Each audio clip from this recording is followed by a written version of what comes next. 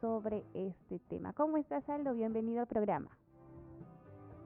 Muy buenos días a todos en Betel Radio. Es para mí nuevamente un gran honor y un placer estar con ustedes compartiendo esta mañana.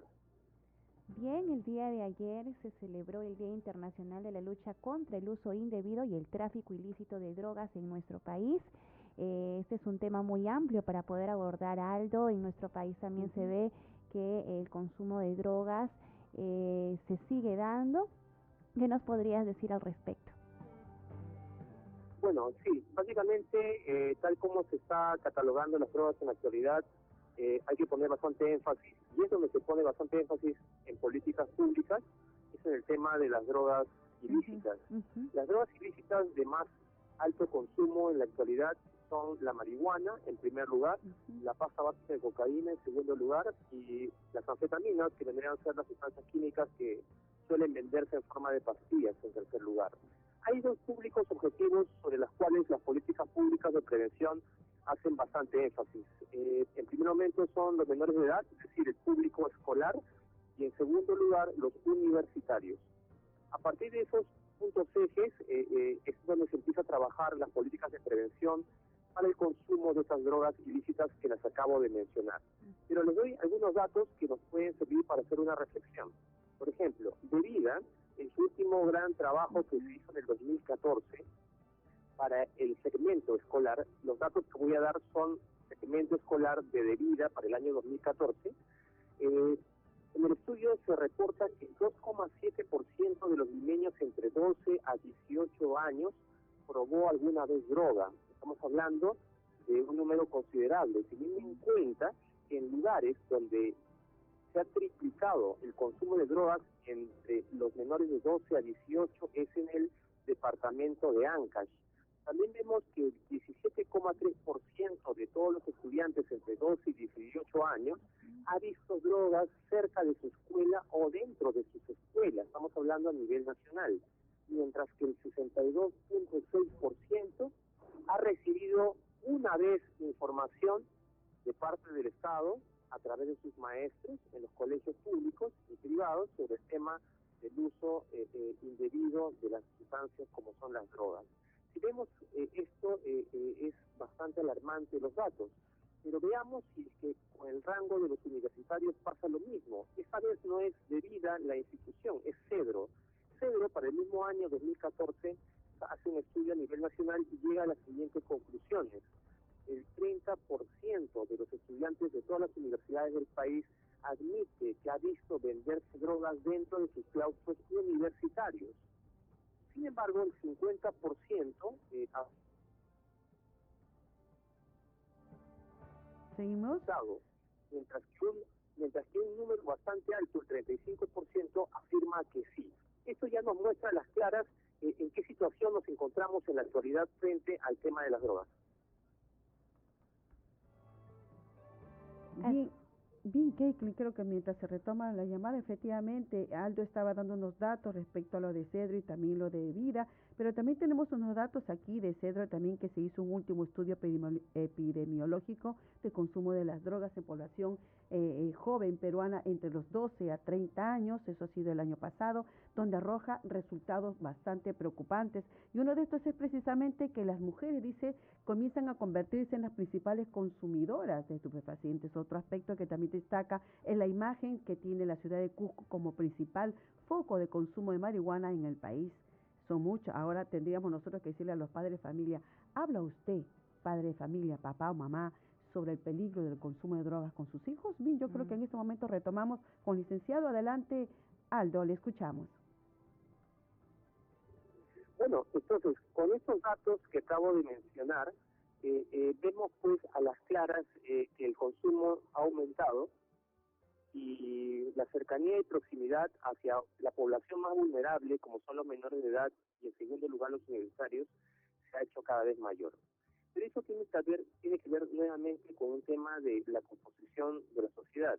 Es decir, el primer lugar en el cual se forma a las personas para que no tengan que recurrir en ningún momento, bajo ningún causal, a una droga, es el tema de la familia. Ahora, esto es simplemente una consecuencia el tema familiar que no está bien constituido en el país. Cada vez más la gente no se quiere casar, si es que no convive. El índice de divorcios también tiene un alto índice de aumento. Es decir, son familias que no están bien constituidas. En familias que no están bien constituidas, la recurrencia a cualquier vía de escape, porque no se tolera la realidad, es mediante el uso de alucinógenos, y estas son las drogas.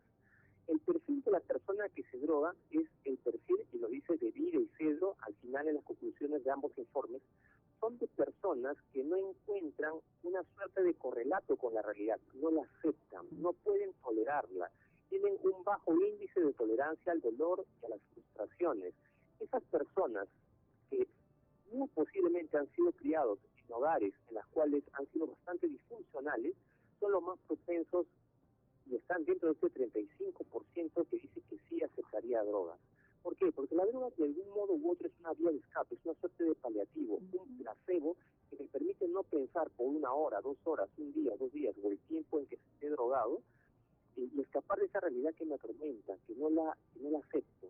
Entonces, el primer lugar en el cual tiene que, si se quiere hacer una política integral de lucha contra las drogas, es fortalecer las familias, en primer lugar. En segundo lugar, es el tema de la prevención. Si vemos el dato de vida, que solamente el 62%, más de la mitad, de estudiantes de colegios nacionales de todo el Perú, una vez en su vida nomás han recibido información del tema de las drogas, habría que preguntarse si es que el colegio no ha llegado a ellos, si es que las familias han llegado a ellos.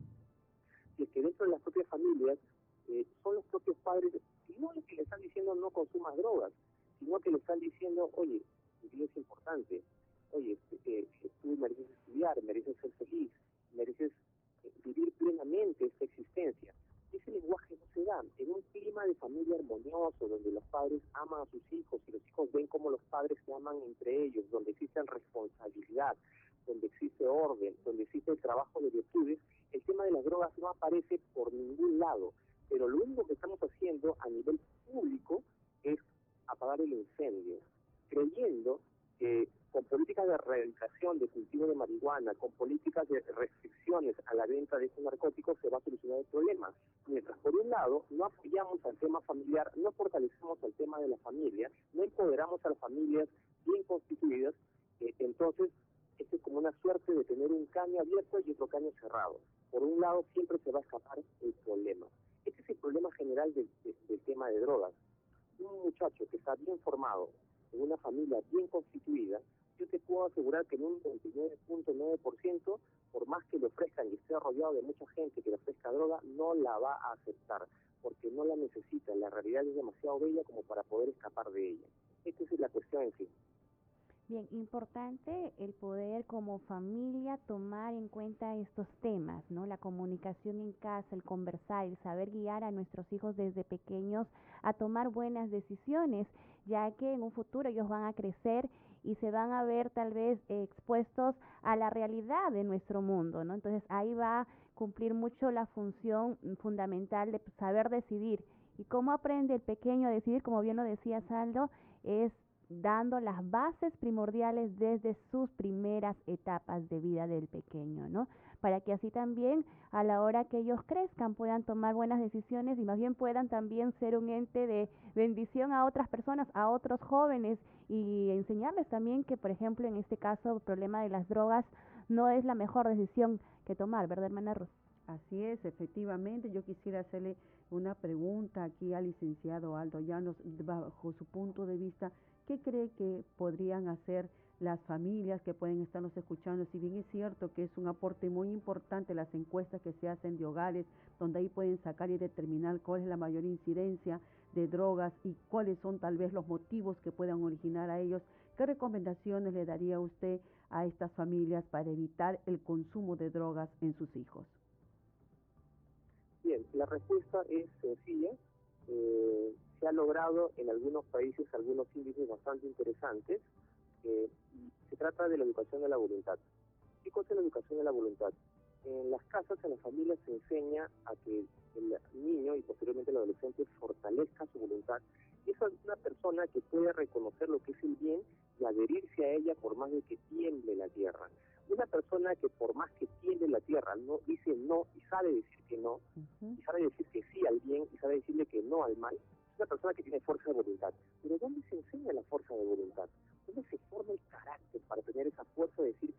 malo y sí a lo bueno y permanecer en lo bueno y rechazar lo malo, es precisamente en el ambiente familiar. ¿Cómo? Cuando desde niños se les enseña a que tengan obligaciones cada vez mayores. Es decir, si tiene 6 años, este muchacho debe tener una obligación de recoger sus cosas de su cuarto, ordenar sus juguetes. Cuando crece un poquito más se le debe dar el trabajito de limpiar los platos, de recoger la mesa. Es decir, cada vez más se le va dando responsabilidades en compañía, acompañado de su padre y su madre. Pero acá la figura para el varón es fundamental, el rol del padre. El padre es el que forja el carácter de los hijos, tanto de la niña como del niño. Entonces, en primer lugar es ese, fortalecer la voluntad, la fuerza de voluntad a través del ejemplo que da sobre todo el padre. El padre que no se queja cuando tiene demasiado trabajo. El padre que cuando tiene que sacar un poquito más de dinero porque no alcanza en la familia, es capaz de darse un trabajo extra y que no regresa renegando de su suerte a gritarle a todo el mundo. Eso no pasa. Ese ejemplo del padre es fundamental y es el que enseña la fuerza de voluntad del muchacho. El muchacho aprende fuerza de voluntad de lo que ve, en primer lugar. Y en primer lugar, a la primera persona que ve es al padre. ¿Y cómo reacciona este cuando tiene un problema? ¿Cómo reacciona el papá? ¿Cómo reacciona mi papá cuando hay una dificultad? ¿Cómo reacciona mi papá cuando falta dinero en la casa? ¿Cómo reacciona mi papá cuando hay problemas en el trabajo? ¿Cómo reacciona mi papá cuando mi mamá está en algún aprieto o con algún inconveniente? Ahí se ve el carácter y la fuerza de voluntad bien del padre. Entonces yo hago un llamado, sobre todo, a la formación de la voluntad y que es responsabilidad también de la madre, ciertamente, pero en primer lugar es el rol del padre, fortalecer a los padres en las familias y saber que esta es la labor que le compete. Bien, Aldo, realmente muchas gracias por el comentario y a tomar en cuenta. Realmente es necesario que los padres tomen conciencia de la función tan importante que cumplen al poder ser entes de educación para sus pequeños, pero también ser el ejemplo para ellos, ya que ellos van a ser los futuros ciudadanos de nuestro país y de todo este mundo, hermana. Muy bien, muchísimas gracias, licenciado, por su participación.